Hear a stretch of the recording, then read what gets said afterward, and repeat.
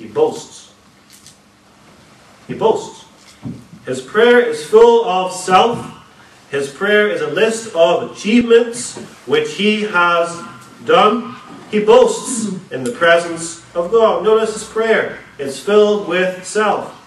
God, I thank thee that I am not as other men are.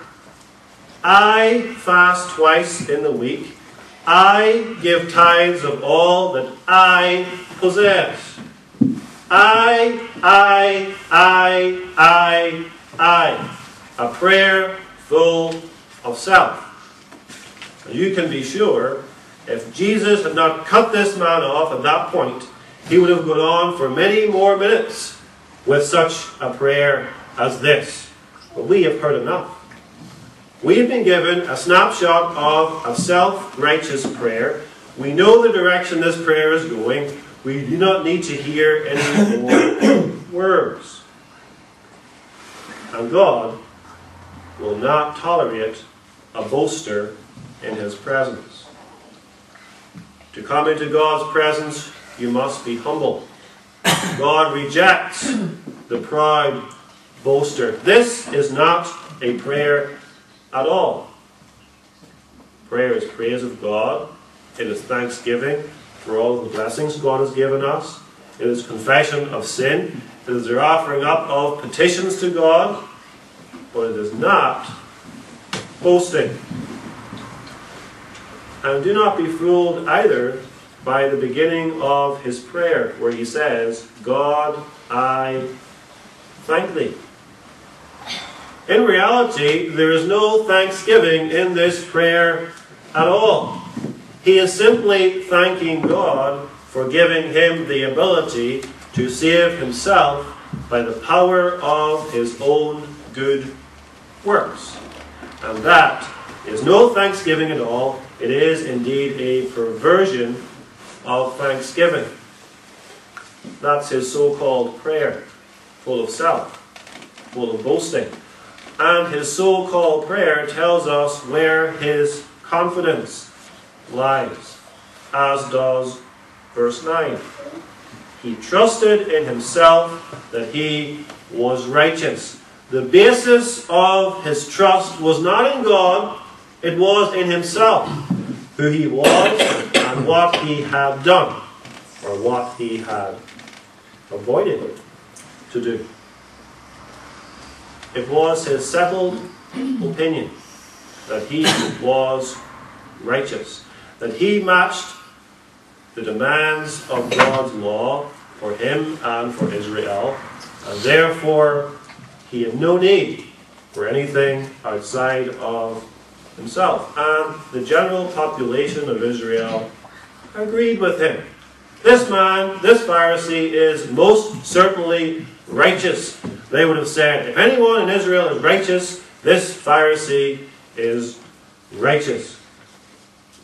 It is also clear from this prayer that his trust is in himself by what is missing. There's a very important element of prayer missing in the so-called prayer of this Pharisee. And even the little children who pray at their dinner table know what it is. Forgive my sins for Jesus' sake. The children pray that. The Pharisee does not pray that. The Pharisee does not see himself to be a sinner. There is no prayer, God be merciful to me, a sinner, in the mouth of the Pharisee. He does not believe he has broken God's law. He does not believe that he is sinful by nature and is therefore totally depraved, unable to do anything good. He does not believe that to be the case with himself. Rather, he points out all of the sin around him. And notice, he's pointing out the sin of the church of that day. He's not talking about sinners off in Rome or in Greece. He's talking about the sinners he sees in the temple and around him in Israel.